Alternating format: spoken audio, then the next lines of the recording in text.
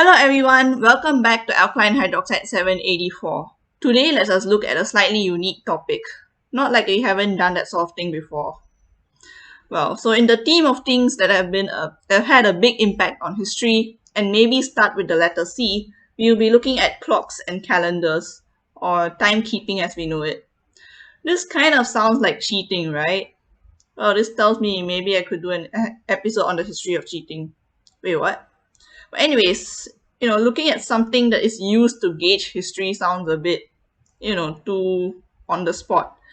But really, this is quite worthwhile looking at because this is kind of the main point. In order for history to exist in the eyes of us humans, it needs some sort of a reference point. And that reference point is provided to us in the form of timekeeping. Well, you could say we can still put a sequence of events in order, but in order to look at one event in isolation without literally recounting all of the other events, we need a common scale, aka timekeeping. So let us look at the major things that have happened in timekeeping and its general impact on how we do things. So spoiler alert kind of, I don't think the stuff here is going to be like major points. It's more of just like examples or what constitutes as clocks and calendars in a sense. Yeah, so you get to learn a bit more about this whole topic of timekeeping. But the main point that I mentioned earlier is really just that's the point. The rest of it is really more examples. Yeah, so let's move on. So one of the things that you may have heard of is the calendar changes. Yes, we have lunar calendars and solar calendars and lunisolar calendars and stuff like that are still used for religious and cultural events. But if you're talking about the normal calendar that everyone uses and the one that you get for free from your mailbox, its predecessor was the Roman calendar. That calendar, though, was quite different. It only had 10 months from March to December and totaled around 304 days. Then, when Julius Caesar came about, two more months were added to the front, which were January and February. No, the actual names are probably a bit different at that point of time, but today we call them January and February. So now you know why December is actually the 12th month and not the 10th month, even though the DEC refers to 10. And same for September, October, and November. Yeah, like seriously, what? But the big change came when with the Gregorian calendar, and that regularized the number of days and finalized the leap year rule.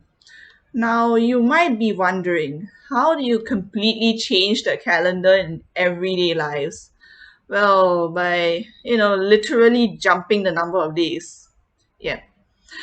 So in 1582, after October 4th in the Julian calendar, came October 15th in the Gregorian calendar. Yeah, that just sounds so weird, but it happened. So how did this affect life? Well, the Gregorian calendar was used first in the Western lands and was eventually adopted everywhere. And that's what we are stuck with now. But I think one thing that we can definitely say about the changes in calendars is that changing the calendar makes it a bit troubling to write the exact dates of some events that happened before the calendar change or even right around that 15 like October.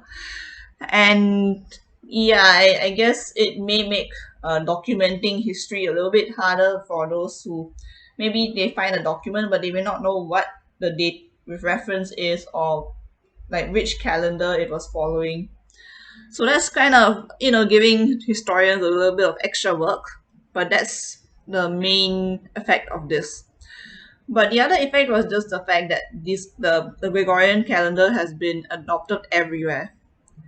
So another problem with the Gregorian calendar is the whole leap day kind of thing, which is a problem for people who are born on 29th February because they don't really have a birthday on paper every of like 3 out of the 4 years.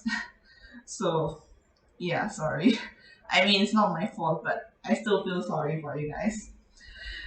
Anyways, the thing is, we know that the Gregorian calendar isn't exactly perfect at capturing the entirety of Earth's rotation. And you may think it was good until the fact that I just said this. So in order to make it align with the Earth's rotation, we need to put stuff like leap seconds and things like that. So someone might ask, well, why don't we just measure how fast the Earth spins and use that? Huh. Well, you might have something, but the problem is the spinning speed itself is not a constant. Yeah.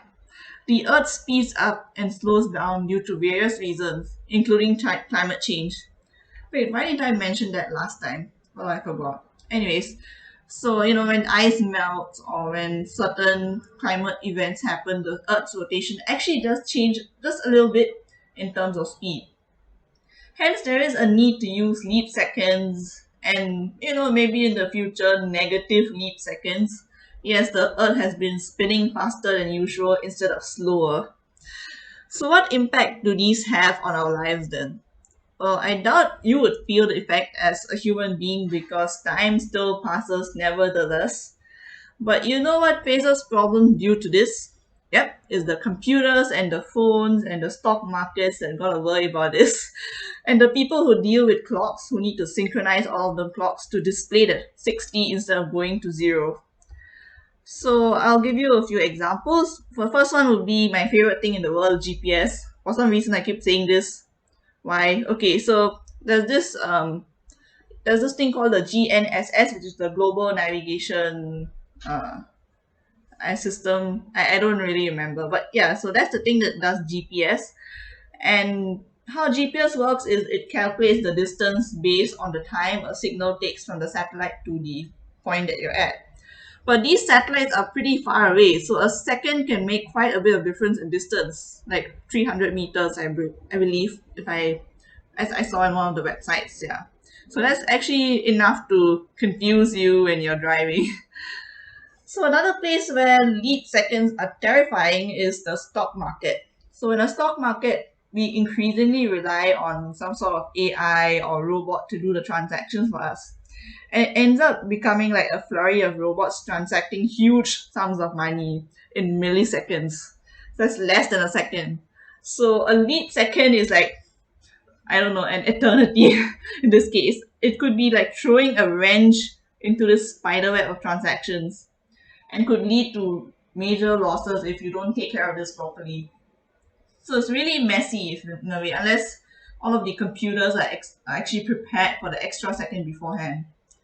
So the same problem occurs for social media sites or other big internet pages. But usually when they fail, it's not as big as a problem. It's more of people just being angry that the site is down, that kind of problem. Maybe like bank transactions might be a more riskier place where if there's a problem, then it'd be quite problematic.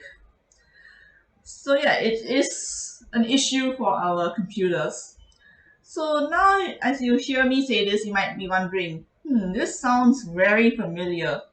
And you would be right. This sort of thing has actually happened with the Y2K phenomenon, which at that point of time we either didn't exist or we were babies or something. I don't know. Yeah, so this happened back all the way on January 1st, 2000. And actually, before that, there was quite a lot of fuss made, especially because they were like worried that, oh no, something will happen once January 1st, 2000 comes. But in the end, it actually didn't go too terribly. And the fuss ended up wasting a bunch of money. So, what was the fuss about, you might ask? Well, if you look at 1900 and 2000, they both end with 00. So in the 1900s, if you look at the calendar dates, you can say all of the X, you can just put two numbers, like if I would represent it with XX, then that would represent 19XX. But if let's say you put XX as 00, do you think you would, do you think it is 1900 or 2000? Because the computer has been running on the 1900 system. So once it looks at the 00, it will think that it is 1900 and not 2000. So that's the problem that people had. But in the end, they actually managed to not have much of an issue. Yeah, actually, I think I talked about this once in episode 13, so you can see that if you want. Alright, so we looked at all those leap seconds and calendar problems. But how did time itself get computed? How do we know that the second is a second? Well, you may say, well, we got gears in our mechanical clocks that regulate time, or if you're using a digital clock or watch, it uses the frequency of a AC power, or it uses a crystal oscillator, which is like a quartz that is vibrating with some electricity, or like some other piezoelectric crystal. But for stuff like really, really precise space things, including GPS, oh my, I just can't let go of it, huh? And for looking at things like relativity and stuff like that, you need a really precise clock on the satellite. And as I mentioned earlier, being off by a second means a lot of distance when it comes to GPS. And if you're looking at satellites or like those orbiters or spacecraft that are much further away, going to like various planets and everything, well, the difference in distance can be prevalent for even fractions of a second. So this has got to do with the fact that, the speed of the light signals it emit is, 3 times 10 to the power of 8 meter per second. The C in E equals mc squared, that's C. So that's a really huge number, and the errors from the difference in time can be a huge, huge error in distance. So how do they deal with this? Right, so they deal with this with something called an atomic clock. So this would be the most common one would be the one that uses a cesium atom, where they look at the transition of the electrons in that atom. So the electrons move up and down like 9,192,631,770 times per second. Okay, that's just a huge number. And in fact, this is for every second, and this is indeed the definition of a second. Yes, we define seconds using the movement of some electrons in cesium atoms. But even that could be thrown off the podium as a definition, as according to these researchers, some other elements like yttrium, strontium, and even aluminium could give us an even more kiasu definition of the second. You can read the article for details. But the point is, having time itself defined by the movements of electrons has the same energy as the kilogram being defined by the Planck constant, or the length of a meter being defined by the distance light travels in a determined fraction of a second. Which, it kind of goes back to the definition of a second. Oh well. Yeah, so you can tell that having time is important for science, like knowing how much time passes by in a certain period of time is important for science. So things like relativity and quantum physics really, really depend on accurate measurements of not only time but also length and mass and many, many other things. Why though? Well, science requires us to do some experiments and record down some stuff. So sometimes we need to make sure that the experiment is constant in certain parameters. And one of those parameters could be time as well. So we want it to have a constant time or like a constant duration in the sense. Or maybe we keep everything else constant and we're actually seeing how much time it takes for something to happen. So in this case, we really need a clear-cut number to make our life a lot easier and more accurate when we are designing and conducting the experiments. So if you're wondering, well, why don't you have a atomic clock? Why don't I have one? Well, fret not. The next best thing is probably going to the time.is website, which is based on the time from an atomic clock. And that tells you the time anywhere in the world. And, well, that is a necessary thing because of time zones. So right, from the video conferencing calls with overseas colleagues or family, to the stock markets, to the monitoring of 24-hour operations in space and stocks and shipping, well, time zones are pretty darn important. So this time zone system is once again based on another reference point. So I'm gonna look at the international dateline, which is 12 hours ahead of UTC. So UTC, I think, is based on Greenwich in London. GMT, actually I'm not sure if that's the same thing. Okay, anyways, the thing is, you expect this international dateline, or at least you expect the time zone to be geographically based. But the international dateline itself is pretty wonky. And that has got to do with the personal wishes of countries. If you actually go to that time zone website, the one that I think everyone kind of uses, you'll see that there's this plus 13 and plus 14. Well, that means, for example, we have Quebec, the one that was at risk of drowning in the climate change episode. Well, that is actually following UTC plus 14 instead of UTC minus 10. So it's like starts its day before everyone else. It enjoys New Year's before everyone else. That's basically the effect of that. And we all know that countries, those countries that are trying to follow a single time zone, looking at you, China, like, wow, I feel bad for those people who are waking up and it's just dark outside, or not really following the geographical time zone. For example, Singapore and Malaysia are both following +8 instead of geographical +7. I guess it's not so bad, it's just 1 hour difference compared to maybe that person in China who has to wake up in darkness. And quite a few countries in Europe and USA are following daylight saving time right now, which puts their clocks ahead for some part of the year. So in a way, if we look at Singapore and Malaysia, we're kind of like doing daylight savings time literally the entire year. Wow, okay. So this doesn't really, like, choosing a different time zone doesn't really take away time from us or anything. And even when we go to like another part of the world or fly to somewhere, we aren't exactly time traveling, we're just going to a different time zone. But in reality, time still goes forward.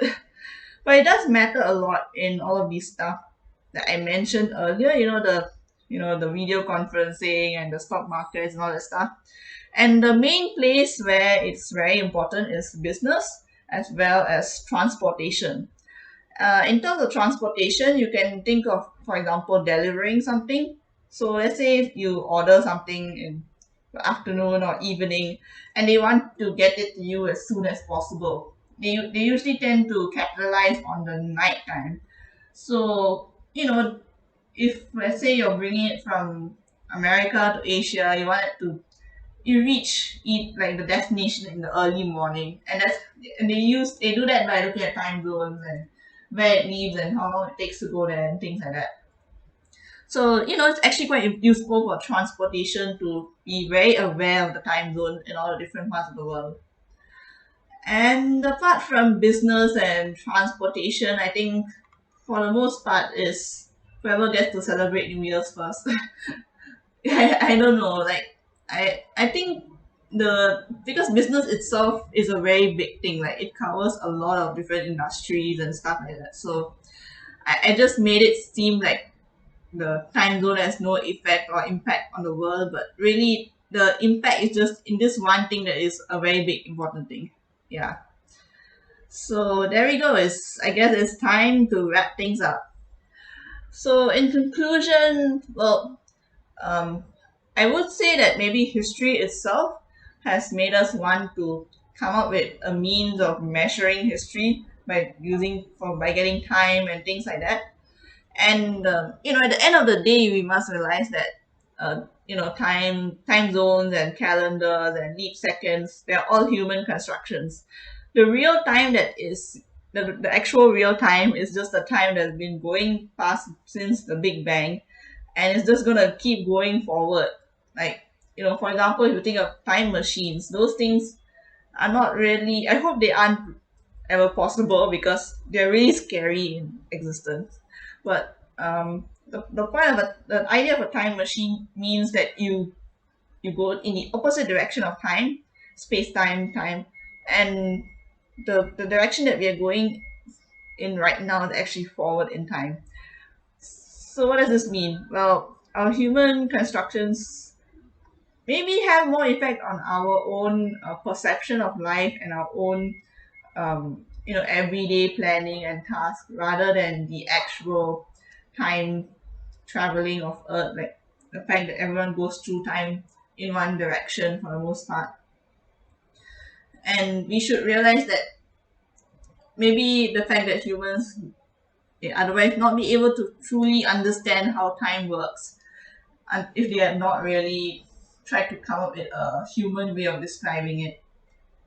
Yeah, that's my conclusion. I don't know if you understood what I said, but okay, that's not that important. So anyways, I hope you found this video interesting and useful. If you did, please press the like button and subscribe. And with that, I would like to say thank you and bye.